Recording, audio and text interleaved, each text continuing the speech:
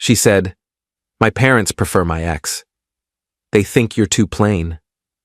I said, "Fair enough." I quietly stepped out of her life. Weeks later, her mother kept trying to reach me after something happened when they reintroduced her to her ex. I'm 37, and up until 3 months ago, I thought I was building something real with someone. We'd been together for 2 years, met through a hiking group, started dating casually. Things got serious around the 8-month mark. She was 34, worked in finance, came from old money. I'm a civil engineer, make decent money but nothing flashy. Drive a reliable car, live in a modest house, save for retirement. Normal, stable life. Her family was different. Country club memberships, vacation homes, the kind of wealth where they don't talk about money because they've never had to think about it. I knew from the start I wasn't what they'd envisioned for their daughter, but she always said it didn't matter, that she chose me, that her family would come around. They didn't. Every family dinner was an exercise in subtle condescension. Her father would ask about my work, then change the subject before I finished answering. Her mother would make comments about practicality and ambition that were clearly aimed at me.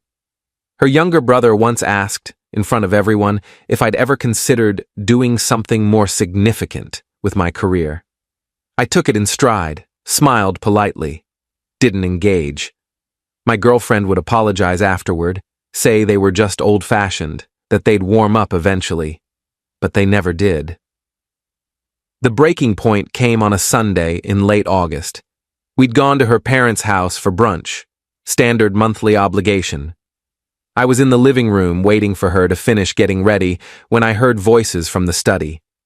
The door was slightly open, her mother and father talking.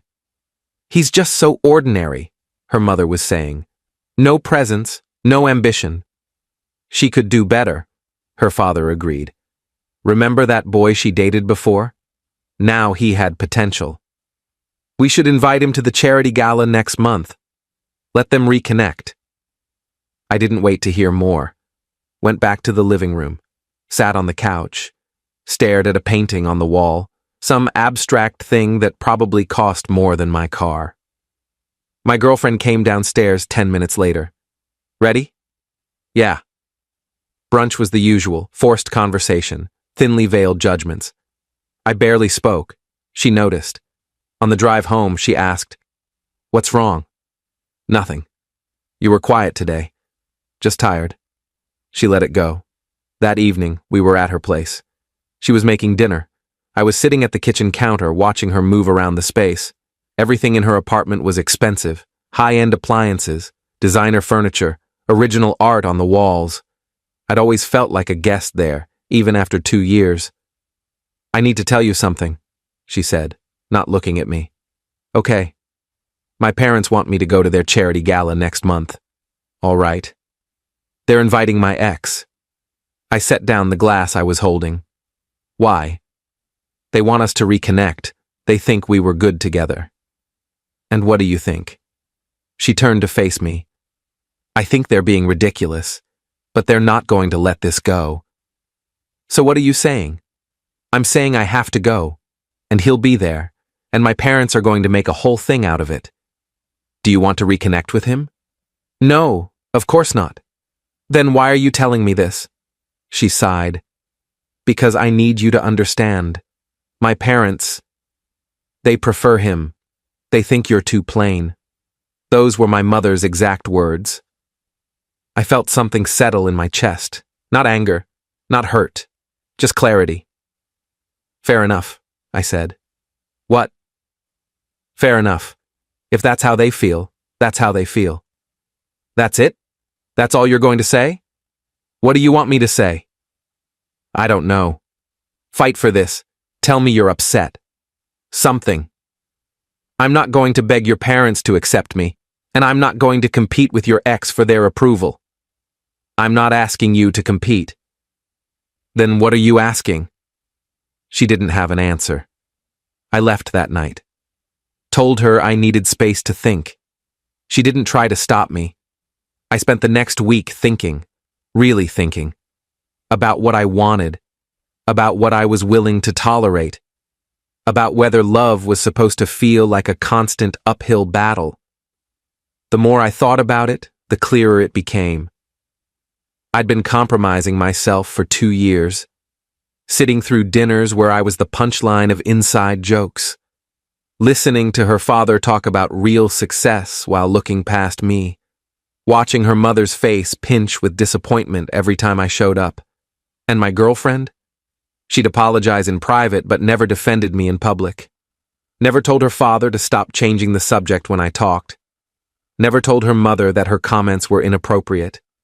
Never told her brother that my career was none of his business. She let it happen, over and over, because it was easier than standing up to them. I called her the following Sunday. "Can we talk?" "Yes, please come over." I went to her apartment. She looked relieved to see me, like she thought I was coming to say we'd figure it out, that we'd get through this. "I'm done," I said instead. "What?" "I'm done. With this. With us." Because of what my parents said? Because of what you said. You told me they prefer your ex, that they think I'm too plain, and you said it like it was just a fact I needed to accept. I was being honest. You were being cruel, whether you meant to be or not. I love you. Maybe. But you also care what your parents think more than you care about how their opinions make me feel. And I'm not interested in spending the rest of my life trying to prove I'm good enough for people who've already decided I'm not. So that's it? You're just leaving? Yeah, I am. You're not going to fight for this? There's nothing to fight for. You've already chosen them. Her face crumpled. That's not fair. It's completely fair. Every time they insulted me, you stayed silent. Every time they made me feel small, you apologized later but never stopped it from happening again. You've been choosing them this whole time. I'm just finally accepting it. I can change. I'll talk to them.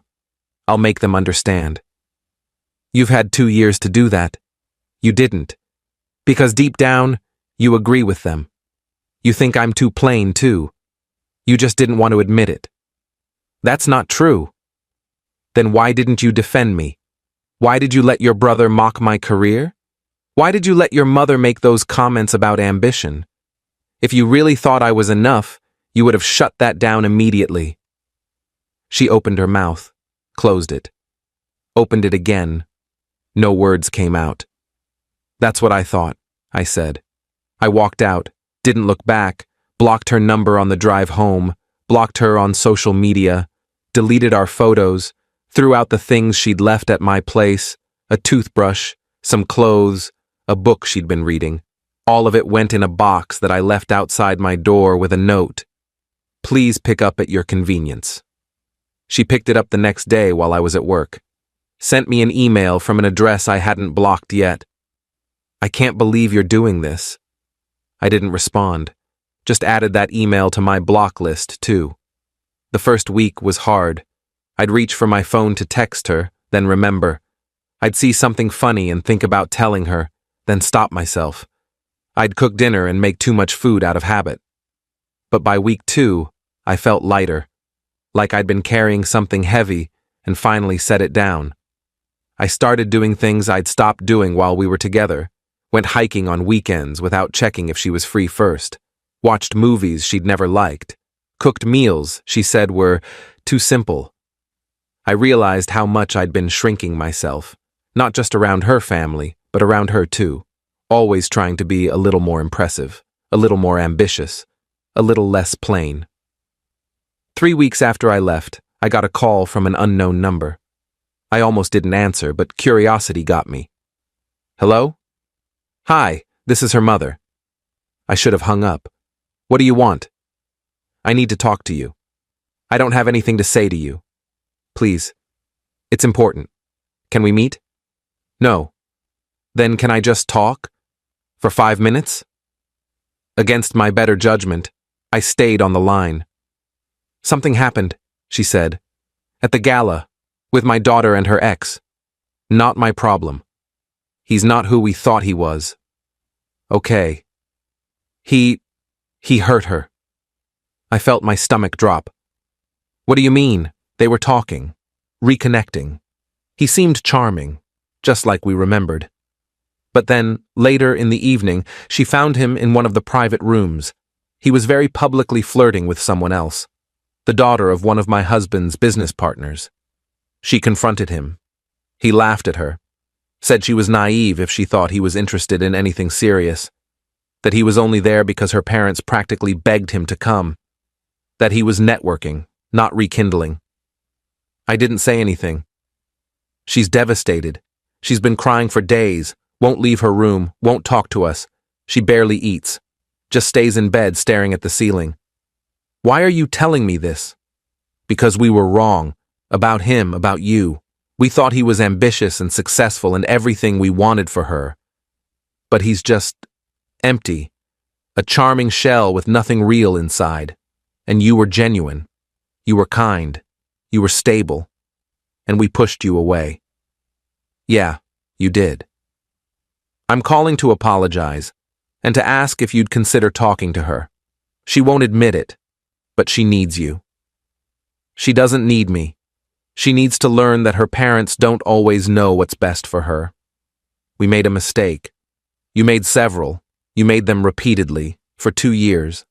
Will you at least think about it? No, I won't. Because even if I wanted to, which I don't, she'd end up right back here eventually. The next time you disapprove of something I do or say or wear, she'll internalize it. She'll start wondering if you're right. And we'll be right back where we started. I promise that won't happen. Your promises mean nothing to me. You promised to welcome me into your family. You didn't. You promised you'd give me a chance. You didn't. So no, I'm not interested in your promises now. She loves you. She loves the idea of me now that her other option showed his true colors. That's not the same thing. I hung up. She called back 3 times. I didn't answer. Then she started texting. Long messages about how sorry she was, how they'd misjudged me, how her daughter was heartbroken and it was their fault, how they'd do anything to make it right. I blocked the number. 2 days later, my ex showed up at my house. I saw her car in the driveway when I got home from work. She was sitting on the front steps. You need to leave, I said, not getting out of my car. Please, just talk to me. There's nothing to talk about. I'm sorry. I was wrong. They were wrong. Everything was wrong. I got out of the car, walked past her to my front door. She stood up. He humiliated me, in front of everyone, my parents' friends, people I've known my whole life. He made me look like an idiot. I'm sorry that happened to you, but it doesn't change anything. I know you're angry, but I need you. You needed me to be good enough for your parents. I wasn't. That's the end of it. I don't care what they think anymore. You will. Maybe not today. But eventually you'll care, and we'll be right back here, with you apologizing for them in private but never defending me in public. I'm not doing that again. I won't. I promise. Your promises don't mean anything to me anymore. She started crying. Full breakdown. Right there on my front porch. Neighbors were probably watching. I could see curtains moving in the house across the street. Please, she sobbed. I love you. I made a mistake. Don't throw away 2 years because I was stupid. I'm not throwing away anything. You already did that when you told me your parents think I'm too plain, when you let them treat me like I wasn't good enough, when you chose their approval over my dignity. I didn't mean it like that. Yes, you did. And that's fine. You're allowed to feel that way. You're allowed to value their opinions, but I'm allowed to walk away from it. I went inside, closed the door, locked it, sat on my couch and listened to her cry outside for 20 minutes before she finally left. She tried calling that night. I didn't answer. She sent emails. I deleted them without reading. She sent messages through mutual friends. I told them to stop playing Messenger, or I'd cut contact with them too. They stopped. 4 weeks after I walked away, her father called. I don't know how he got my number. I'd changed it after blocking everyone. Maybe he got it from my workplace. Maybe he hired someone to find it. I didn't care enough to ask. "We need to talk," he said. No introduction, no greeting, just straight to the point. "No, we don't. I'm offering to make this right." "There's nothing to make right. I'll give you a job. At my firm. Better title than what you have now. Better pay. Corner office. Executive benefits." I laughed. Actually laughed out loud. "You think I want a job from you? I'm trying to fix this." "You can't fix this. You insulted me, looked down on me, made me feel like I wasn't good enough for 2 years. And now that your daughter got hurt by the guy you preferred, you want to buy me back? That's not how this works." She loves you. She loves the idea of me now that her other option showed his true colors. But when the next impressive guy comes along, someone you approve of, she'll start wondering again if I'm enough. I'm not signing up for that. "You're being stubborn." "I'm being smart. I'm choosing self-respect over someone who only values me when their better option falls through. Goodbye." I hung up. Blocked that number too. Over the next month, they tried everything. Her mother sent a handwritten letter, 12 pages long, delivered by courier. I threw it away without reading past the first paragraph. Her father showed up at my workplace. Security escorted him out when I told them I didn't want to see him. Her brother sent a message through LinkedIn of all places, trying to appeal to my sense of reason. They offered money, offered apologies, offered promises that things would be different. Her mother said they'd go to family therapy. Her father said he'd publicly acknowledge how wrong he'd been. Her brother said he'd apologize at their next family gathering. I ignored all of it. Because here's the thing, they weren't sorry they'd treated me badly. They were sorry it had consequences. They were sorry their preferred option turned out to be garbage. They were sorry their daughter was hurting. But they weren't actually sorry about who they were or how they'd made me feel. My ex tried one more time, about 6 weeks after I'd ended things. She was waiting outside my gym. I saw her car and almost turned around, but decided I wasn't going to let her control my routine. I'd been going to this gym for 5 years. I wasn't giving it up. "I'm not leaving until you talk to me," she said when I walked past her. "Then you're going to be here a while." I went inside, did my full workout, cardio, weights, stretching, took my time in the locker room. She was still there when I came out an hour and 15 minutes later. "I broke it off with my parents," she said. "I'm not speaking to them. I told them what they did was unforgivable. That's between you and them. I did it for you. Don't do things for me. We're not together. But we could be." "No, we couldn't." "Why not?" "Because you're only here because things didn't work out with your ex. Because your parents finally realized they were wrong. Because you have no other options. That's not love. That's convenience." "That's not true." "It is, and you know it. You wouldn't be here if he'd been the person your parents thought he was. If he'd been interested in you, you'd be with him right now. And I'd just be the guy you used to date. The one who wasn't good enough." She didn't have a response to that. "Go home," I said. "Move on. Find someone your parents approve of from the start. Someone who doesn't have to prove himself. Someone who fits into your world without having to change who they are. You'll be happier." "I won't." "You will. Eventually. Because you're not cut out for going against your family. And I'm not interested in being someone you have to defend. I want someone who's proud of me from day one, who thinks I'm impressive exactly as I am. You're not that person." "I could be." "No, you couldn't. And that's okay. We're just not compatible. We never were. We just both wanted to believe we were." I got in my car and drove away, watched her in my rearview mirror, standing in the parking lot, getting smaller and smaller until she disappeared. That was 2 months ago. I haven't heard from her or her family since. I assume she finally got the message. Or maybe she found someone new, someone more suitable, someone her parents approve of. I don't know and I don't care. I'm doing fine. Better than fine, actually. I started going out more, joined a new hiking group, different from the one where I met her, met some interesting people, went on a few dates, nothing serious yet, but I'm not rushing. I'm enjoying being myself without constantly wondering if I'm impressive enough. Last week I went to dinner with a woman I met through work. She's a project manager, smart, funny, down to earth. We talked about our jobs, our hobbies, our families. At one point she asked what I do for fun. Hiking mostly, reading. I'm pretty simple. Simple is good, she said. Simple is honest. And I realized that's what I'd been missing.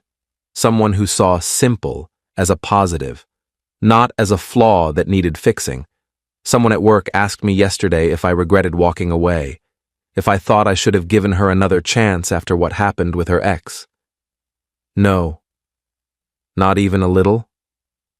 She told me her parents thought I was too plain, and she expected me to just accept it, to keep trying to win them over. Why would I regret leaving that? Because you loved her. I loved who I thought she was, the person who stood up for me, who chose me over their approval. But that person didn't exist, or if she did, she wasn't strong enough to stay. That's harsh. That's reality. Love without respect is just pain with better marketing. I'm 37. I've got a good job, a good house, a good life. I don't need someone who treats me like a backup plan, like someone they settle for when their first choice doesn't work out. I don't need someone whose family thinks I'm too plain and whose silence confirms they might agree. Her family thought I was ordinary. Maybe I am. But ordinary doesn't mean less than. It means real, stable, honest, dependable. And I'd rather be ordinary and respected than impressive and tolerated. I made the right choice, and I'd make it again.